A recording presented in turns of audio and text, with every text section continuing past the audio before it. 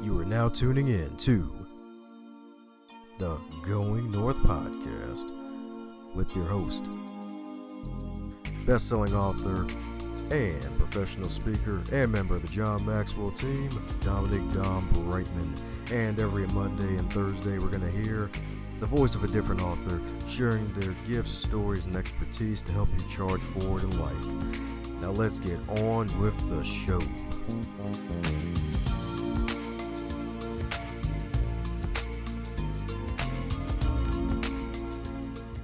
And today on the Going North podcast, we bring you some fabulous humans from across the globe.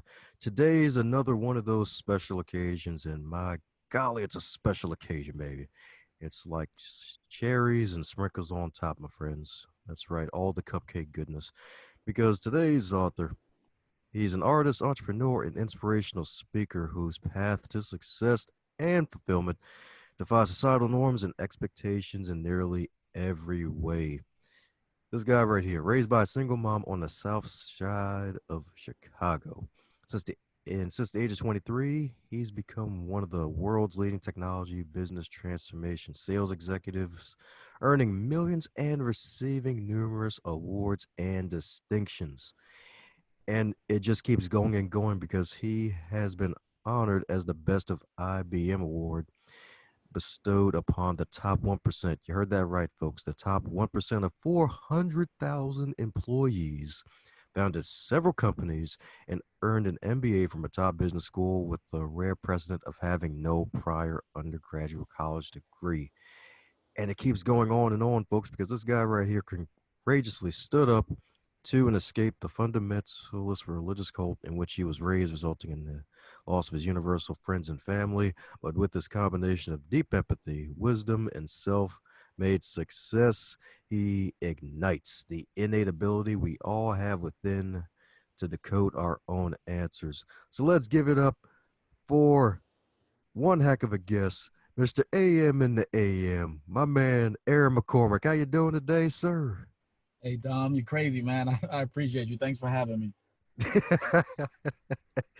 Yes, indeed. My man, Mr. AM and the AM and the PM, baby. All the M's, making all the M's and helping all the peoples. That's right. Yes, indeed. Yes, indeed. So much to unpack and had one heck of a podcast before the actual podcast. Right. Yeah, man. I'm ready. That's right.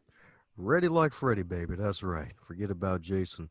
So, as all introductions, they're not allowed to be 5,000 years long. So, mind filling in anything I may have missed in the introduction, my man?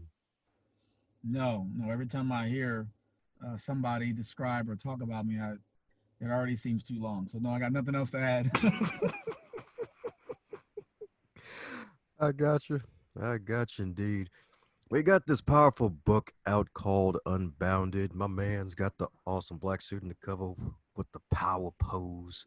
That's really probably one of the best books anybody can read, to be honest, because it's under 200 pages. It's easy to read, and it's got a great use of $10 words, but you can easily understand it. And what I loved about it is in page 14, you mentioned how we really get life at the two bookends of life, which is infancy and twilight. And that just spoke out to me because I'm like, okay, since I love books, I stick a lot of books in between bookends. So right now, what metaphorical books do you believe you're adding to the bookends in between the bookends of your life? You know, the statement there, the point there was, you know how older people, they don't they don't usually live according to everybody else. They're not trying to fit into some mold. They're not doing stuff they don't want to do. They get up when they get up, they read their paper, they got their routine, and it's usually stuff that just feels good to them. They got their pet, and they're secure in who and what they are. They're not going to be suppressed, or they're not going to be in conflict with themselves. They've earned the right to not have to, right? It's like they're living their truth. And then as babies, same deal. Like a toddler wants to be noticed. You ever watch a toddler? They want to be free. So freedom is of paramount importance to them, but they also want to be noticed and they don't want to be controlled. So it's like, see me, but don't control me, right? When you try to redirect a child, they grunt.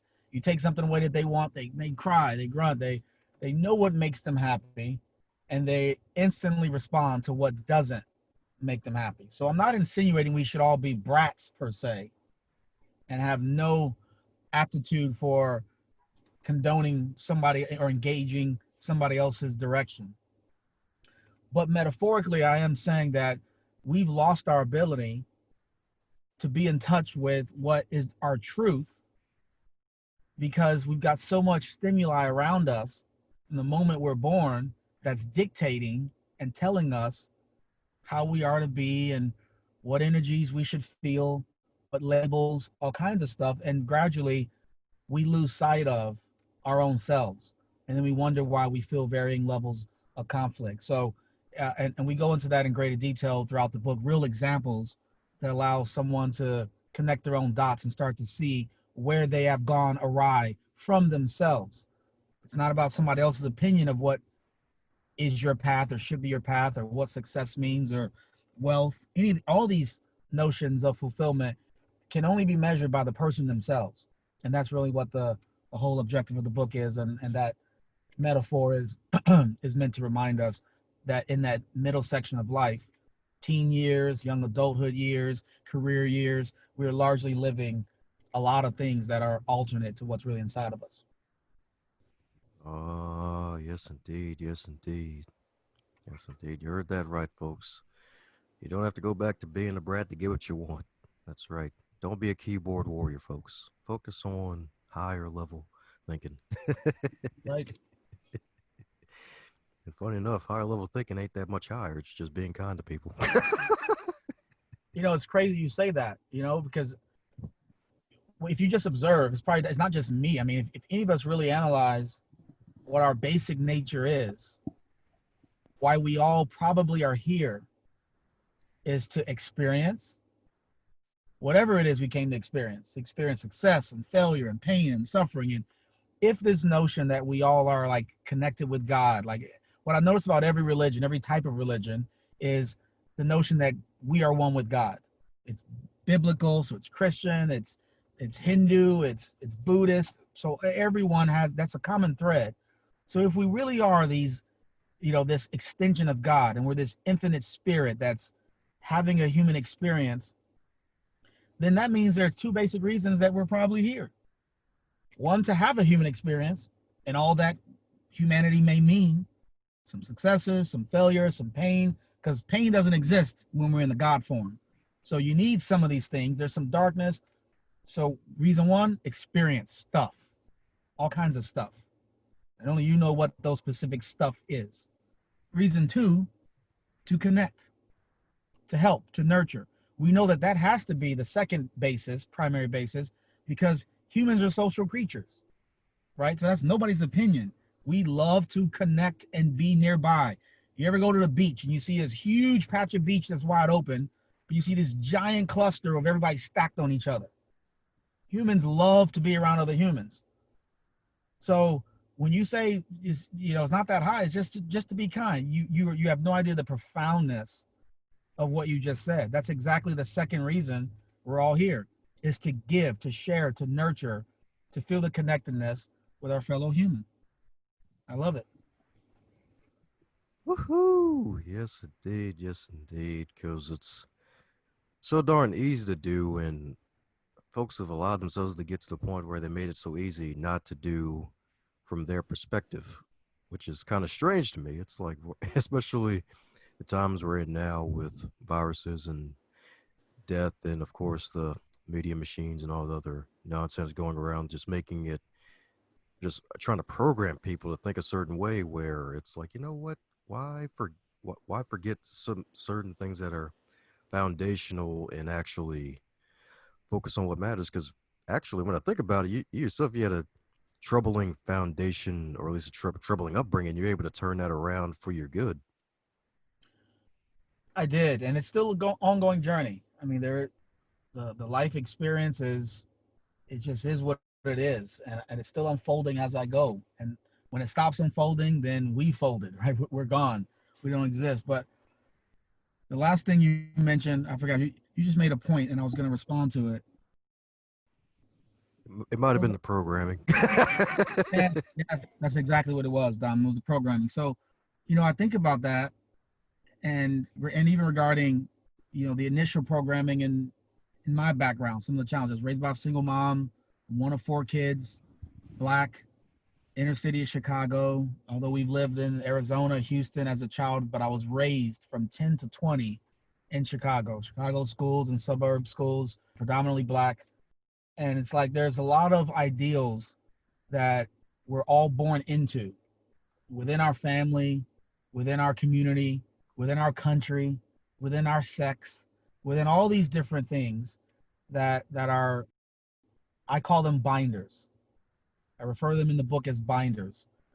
Binders meaning they restrict whatever you actually are. Not everything that you learn is a binder. Not everything restricts. Some things you learn are nicely congruent with what you are. That it integrates well. It's like, yeah, yeah, it's easy. It's you. But a lot of them gradually feel easy, but they've always been a foreign thing. So, for example, racism is obviously a foreign thing because babies, they don't have it. I mean, all sorts of bias like that is learned.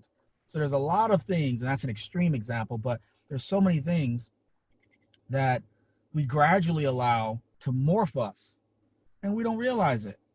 And so, and then we wonder why we are just not fulfilled, and then we end up looking at others and we idolize them. So this whole celebrityism thing, and people that are really successful at whatever it is that they do, they're not meant to be idolized. I mean, the value to us, when I say meant, I mean this.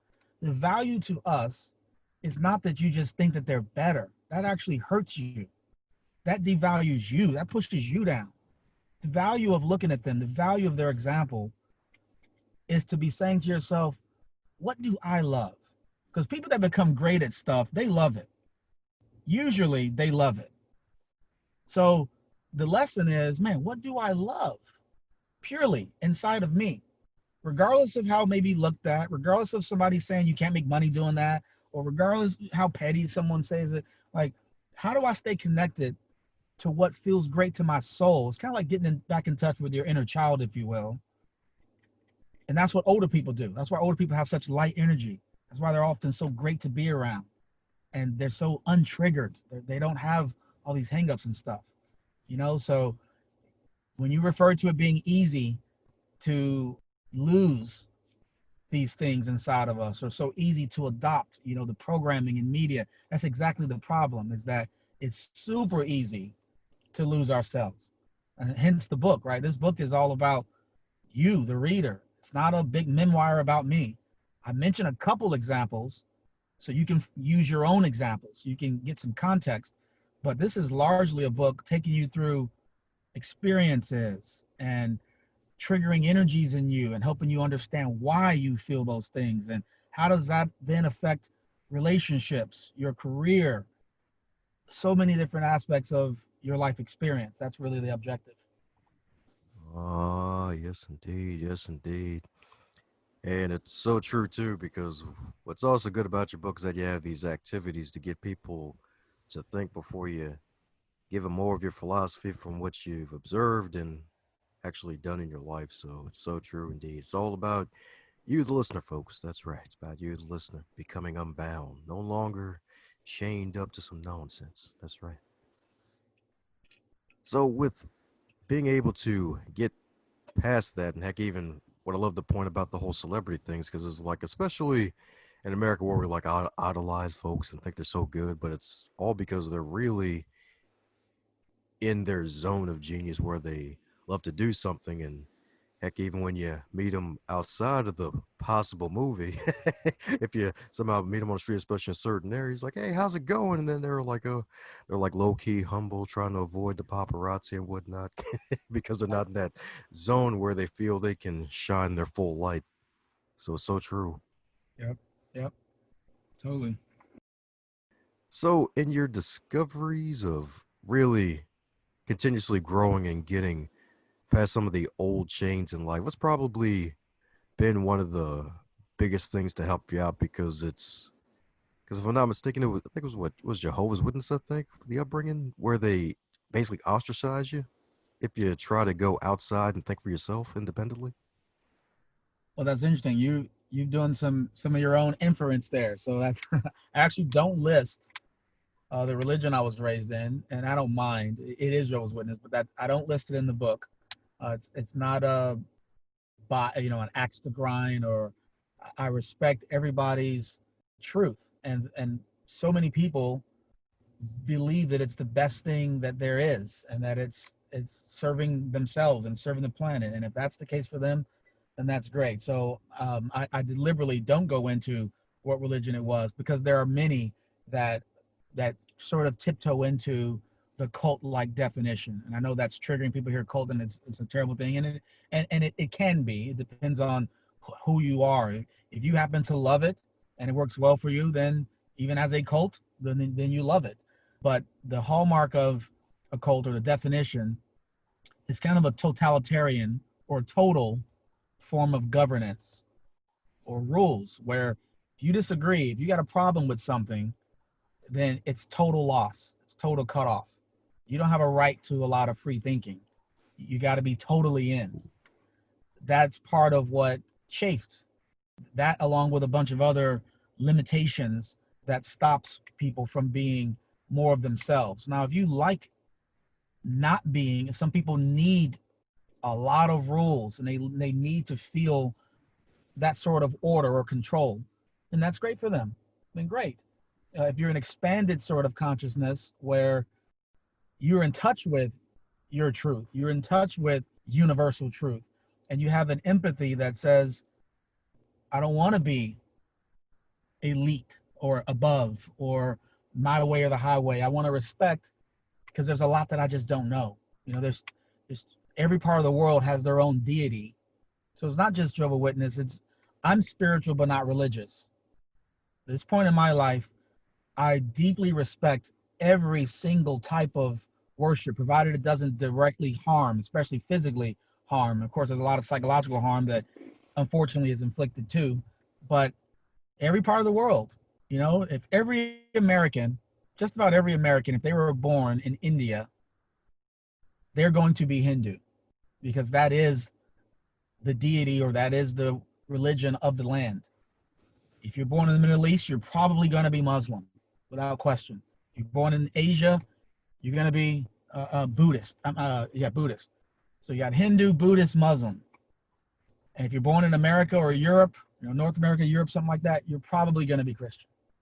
And who are we to think that just because of what we deeply believe, everything else is wrong, or that someone else is they're not going to be in an approved state by God or source, the thing that binds and created everything. So we all have these biases, if you will, and they serve tradition, they serve experiences, and they give a measure of structure, and a lot of them have great principles about love. And so, in many ways, it does us good. In other ways, it divides. In many ways, religion itself is at the heart of all kinds of conflict and war and so on. So, I've got a lot of respect for it. I also have concerns with it, but at the same time, the respect of everybody's right dominates, and everybody's intent. Everyone's intent with religion is good, and that's what I focused on. We all have this heartfelt reason to want to belong, to want to be good people, to want to follow a structure or something that is bigger than us, because we know we're not the biggest thing in the universe, and that's a great thing. It's a great thing indeed, and it's so darn true, and it's so good that you take it from that perspective because I forgot. It might have been a guy, I think it was Dahudi Mahadraj, was listing this video, and he mentioned how it's like if you really think it's how can you really come down to a simple conclusion about eternal life in a way from just one book? Just one book. If you read one book your whole life and come down to conclusion from that one book, how can you really truly defend it from multiple angles? Because some of the best folks that in terms that study religion usually go from multiple books and multiple perspectives and see where things compare and contrast, especially whether it's like the Bible to the Quran or even to the Bhagavad Gita or the Book of the Dead, and just looking at different faiths and religions and being open to studying that and actually drawing your own conclusion from it. I feel like that's another thing that folks are neglecting nowadays, because it's Yep. like folks don't want to get out of that comfort zone. They kind of want to stay in that infancy stage of ignorance as opposed to being in the infancy stage of curiosity. Right. And real expansion, right? People like to, they don't like to, but we tend to stay in the stage of being dictated to instead of your own both introspection and external inspection, looking at beyond the one thing that you've been taught to be an absolute, but it's absolute from what perspective, right? From whose perspective? I think that's an important thing to always consider. Oh, yeah, that's right. Always expand indeed. Well, except for the waistline. Don't expand that, but definitely expand in other ways. Yeah, right. Yeah, some of us couldn't help that though, especially during all these recent events where folks stuck in the house. That's going to expand. If only it was that easy to expand emotionally and mentally, right? If those things expanded as easy as the waist, man, we'd all be such a loving race of mankind, you know? Heck yeah, just go to the fridge and pick up a bottle of emotional intelligence. Like, that'll be freaking amazing. Right. It's like, yeah, pick up a bottle of this emotional intelligence. You drink it, it'll change your life. It'll cure what ails you. Don't Bingo. worry. Feeling good. Fat but feeling good. That's right. It's where you feel the bells. Like, yep, there ain't no baby in there. It's just other stuff. Right. Yes, indeed. Yes, indeed. So, since this is far from your first rodeo on the interview circuit, is there a question you wish you'd be asked more often when you're doing interviews like this? That's an interesting question. Not really, no, because I believe that we are all energy. We're energy before we were even born. The energy is in us, and speaking of that, we've all heard stories how a person can be raised with affluence. They've got a lot of love and affection, a mom and a dad, encouragement, and they still grow up to be some sort of a failure, so to speak, in quotes, failure, right? They're maybe they even be a delinquent, have some issues with the law, all kinds of things. Then you have other cases where the person grew up with violence in the home and discouragement. They're being berated about their value. They're nothing. They're worthless, abused, and they still grow up to be this sensitive, empathetic leader, inspirational person, and so on. So that is one of many examples that we are energy beyond what's around us, beyond the stimuli that is thrust upon us, the external binders. Is just some of our energy is stronger at resisting the external molding. And those are the ones that end up living their truth against all sorts of obstacles. And those are the most inspirational stories usually. But we all have that capacity. But so to your question, it's like, because I know we're energy, what happens, happens. Like I'm very much in tune to, I don't know what needs to be covered. Every host has got a different type of audience in many cases. Everyone is, the one thing that's true is everybody is trying to figure themselves out. Everybody's trying to make sense of their emotions and the stuff that we experience and go through and the world and the things that make us sad and the ways that we value our how we're doing. How are we doing both in a career, in relationships, as a family man or woman? Like, how am I doing in life? None of us really want to feel like we're failing the reason we came. Like subconsciously, we know we came here for a reason. And even when we say come here, some of us are like, that's weird to say because you don't come, you're just born. You don't have a decision in it. Like logically, we want to say that, but yet there's an energy inside of us that's like, yeah, but for some reason, it does feel like I came here for a reason. But where did I come from? I don't know. So it's like we're all kind of navigating, and we're stimulus to each other. We're positive stimuli to each other. We're challenging stimuli to each other. We're negative stimuli to each other. We're everything, right? So I like these conversations to be very organic. Whatever you ask is what you should have asked. Whatever we cover, it is what it is. It'll trigger some, it'll challenge some, it'll encourage some, it'll piss off some. That's just, it is what it is. I'm surrendered to the process. You know what I mean?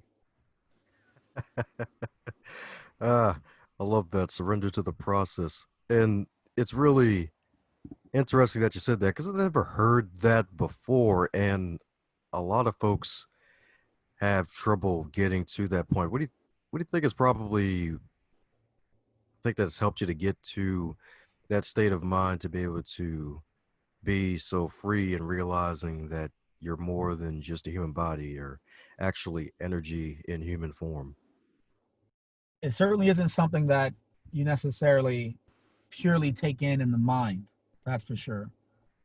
The mind is however old you are, 20, 30, 40, 80 years old. That spirit apparently predated you because it has a force. It is a force beyond the things that are trying to shape it. There's nothing. People ask, what book did it for you? What there is no book in this context. And like even my book is a mirror to yourself. There's no factor, figure, or thing or rah-rah championing that's gonna change your energy. What changes our energy is our belief. Belief is the thing. And we've all heard about law of attraction stuff, and but the point there is we manifest, we experience according to the strength of belief. This is also emulated in movies, right? Like Star Wars, the Force. And the minute that Luke is doubting and don't believe he can get that ship out the swamp, ship starts to sink. But we've seen it in reality. What you deeply believe, people have believed ridiculous things in terms of their potential. And then eventually they end up achieving it because they believe it. Now, when somebody is hoping for it, or when somebody is intellectually wanting money only, it's elusive. Sometimes they may get it, but it's not as powerful. So that's the long answer to this short point, that what gets the person to where they realize what they are and that they're bigger than what they always thought this physical journey to be is experience, and which becomes absolute belief, not just some rhetoric somebody's telling you. And the interesting thing is that we've all had tons of experiences. We just don't factor the lesson in a way that makes it a belief or that makes it the truth. And so when we conscientiously go through our life in a way that exposes things that were right before our eyes, you have no choice but to go, holy, like, really? I never saw it that, wow, that did happen. And yes, this did serve me. Oh, I thought that was horrible. And so what happens is when you begin to realize that everything is serving you, just like kids hate vegetables, but it's serving them. You hate pushing that weight up at the gym on that third or fourth set. It's painful, it's grueling, it's serving that muscle. Like everything is actually serving you because you are actually more than this body. So you die, you get paralyzed, something happens. That ain't really the end. I mean, think even Morgan Freeman had this award-winning show about God and energy and where do we die and begin and end, and does the body get lighter when the soul leaves? I mean, all these different, and plus I already talked about how religion and spirituality, what's uniform across all walks of life, is that God is with us. We are one with him. God is in the creation of everything. And science proves that everything is energy. And the Bible even describes God as energy.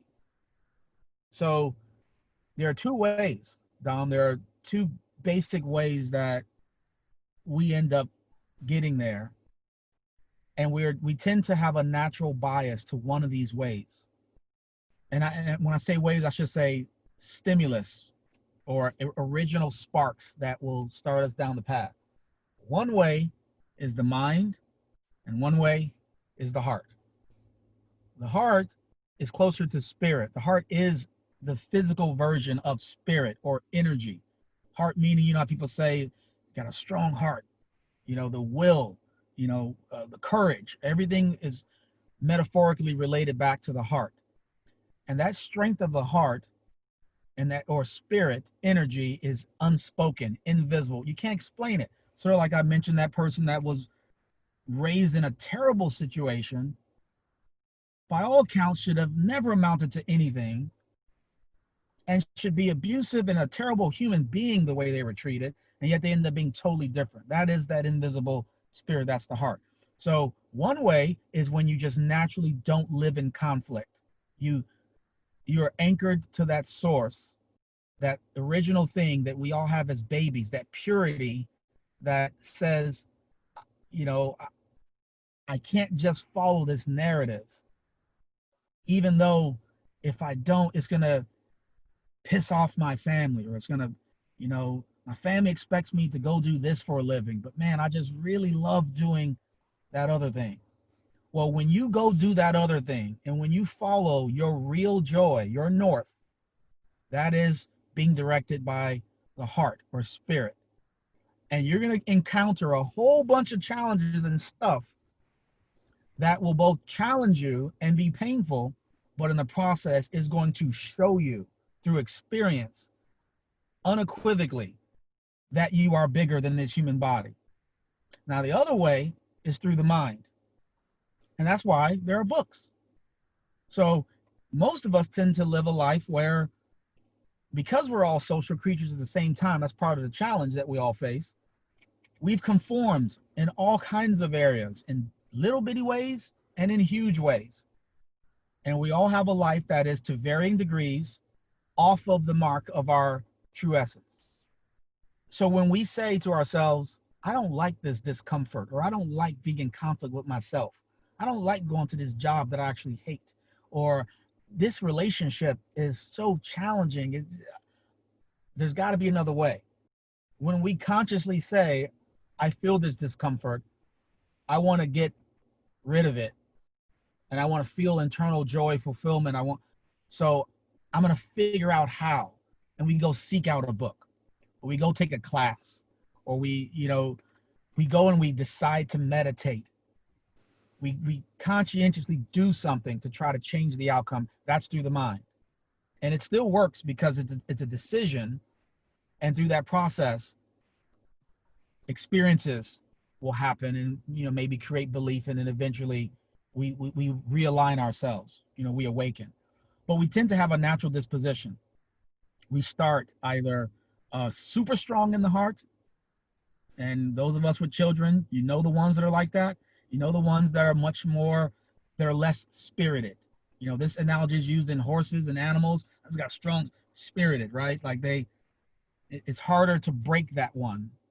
So that's what I've come to, at least through my humble observation, to be the reality of how do we get beyond this body. It's really through experience, and it's through listening more to the heart, and following that unspoken energy.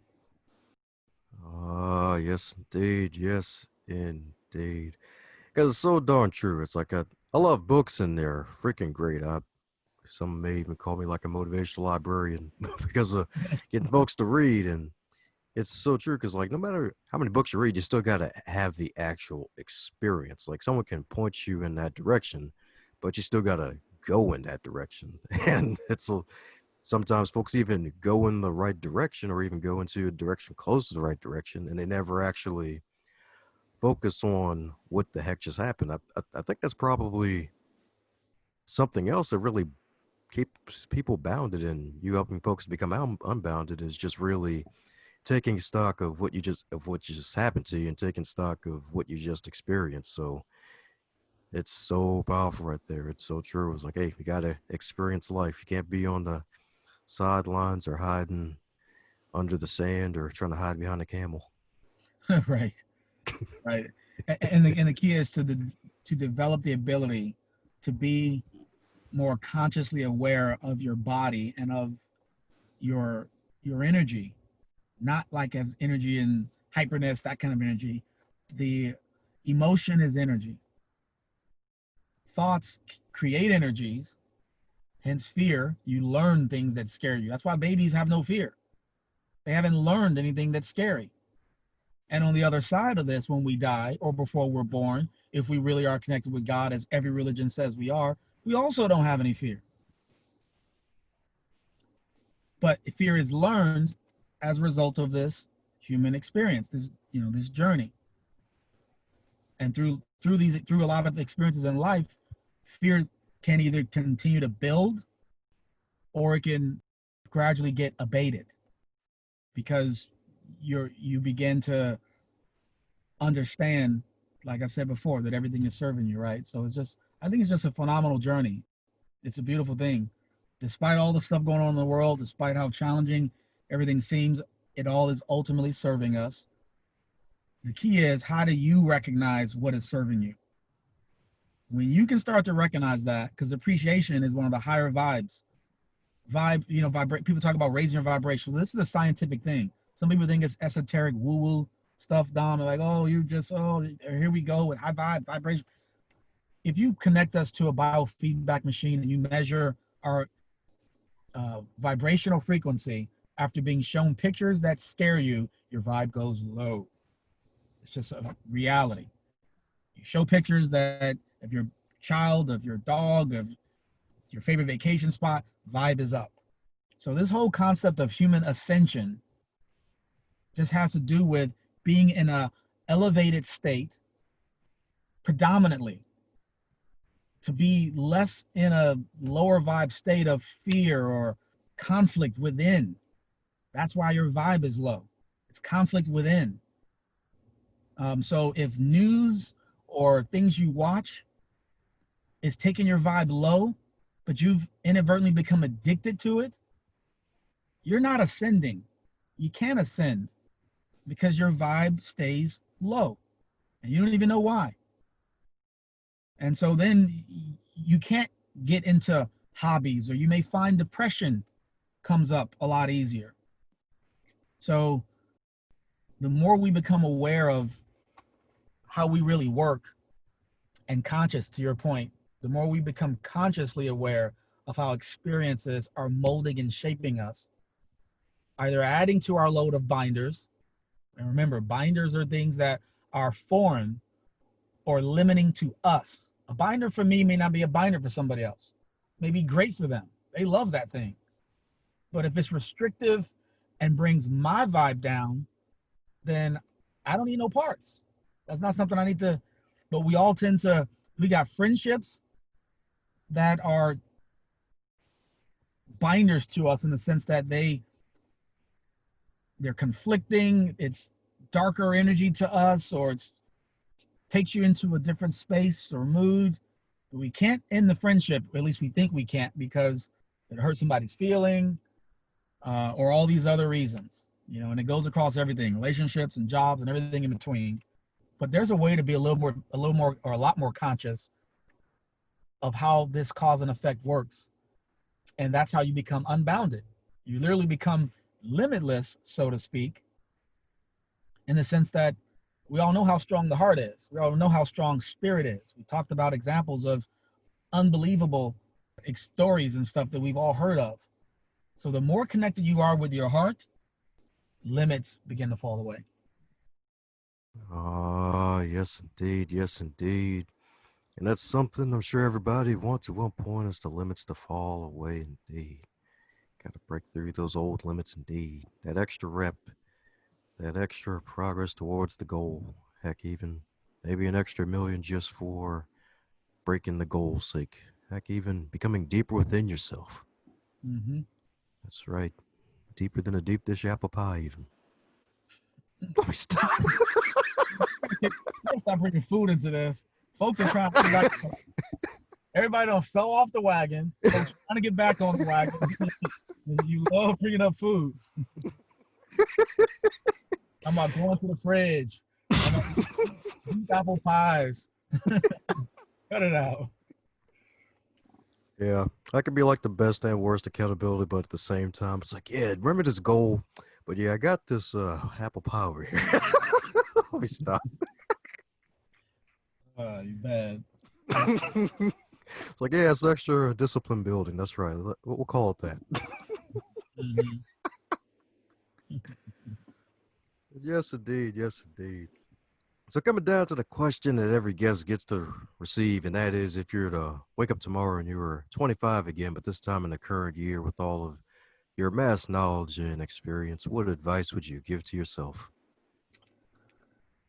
Hmm. I tell myself things are not as bad as they seem, both at a macro level, the world, the scene, the country, race relations, everything. They're not as bad as they seem. The things that you're going through are serving you. You are loved and you are loved despite things that may lead you to believe different. Those are things that I would make sure that myself is deeply aware of. And then I would make sure to tell myself to enjoy and embrace the journey.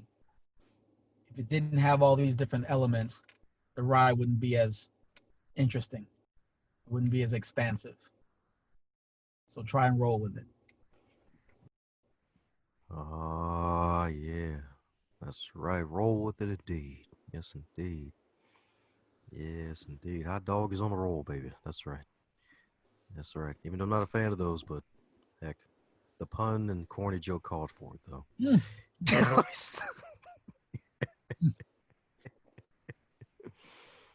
But Be yes, careful, man. I'm from Chicago, land of the hot dog, man, and Chicago hot dog can become gourmet. Like it's just there. I love me a Chicago dog or a Polish for that matter. So you can knock it all you want, but done right, hot dog is good stuff.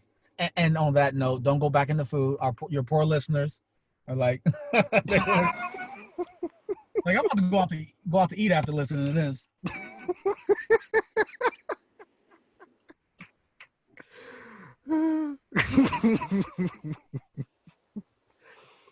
yes, indeed. Yes, indeed. Yep. Yep. Bad habits on my part. Yep. Who knows? Maybe I'll try Chicago dog one of these days. Who knows? That's probably the reason why. Get addicted. Be careful. Okay, I'll avoid. I don't need any extra weight. I'm good. Yes, indeed. But for those who need extra, Aaron, what's the best way for folks to reach out to you? Well, the website is aaronmccormick.com. So it's AARON and then McCormick, like the spices in your kitchen, aaronmccormick.com, or unboundedbook.com. My Instagram is the Aaron McCormick. Same with Facebook. Woohoo! Well, there you have it, folks. Check out all of his wonderful wares. Buy some copies of his magical book. Follow him on social media. And yes, indeed. Sorry, ladies, the spice rack is closed because he's already spoken for. He's a husband and father of two. So, but still reach out to him and tell him you love the book, though. You can do that, though. And all that wonderful, good stuff, indeed. All that good stuff of 25 O's. It's good stuff. Get you loose. Get you loose. No longer bounded, but unbounded. Yes, indeed. So, any parting words to the folks still listening, man? I think better times are ahead. You know, darkness serves us. 2020 is will go down in history as a landmark year for humanity, not just for the country or for any specific cause or topic. I think humanity is going through a mega shift, and shifts are usually preceded by darkness. So try to minimize the amount of negative news that you feed on. Obviously, we got to be aware of what's going on in the world to some degree. Pick your sources, pick your medium, pick them wisely, and try not to focus on that. Do the things that you love. Get out, do some grass, some grounding, barefoot, play a sport, alone or with people. I think this has been a period that's helping us all figure out how to have joy outside of distractions that actually don't necessarily bring genuine joy, right? We haven't been in a place where we can go shopping. Malls were closed for a while. No new movies coming out. Movies are entertaining, but that also distracts from your own personal journey.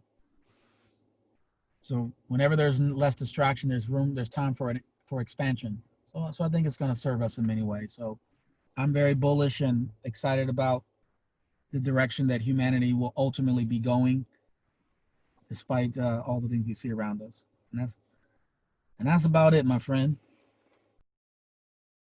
You just got done listening to another powerful, power packed episode of the Going North podcast. I hope you really enjoyed what you heard. You made it all the way to the end. You get to hear all sorts of goodness. I was the best, but you just got done hearing some goodness.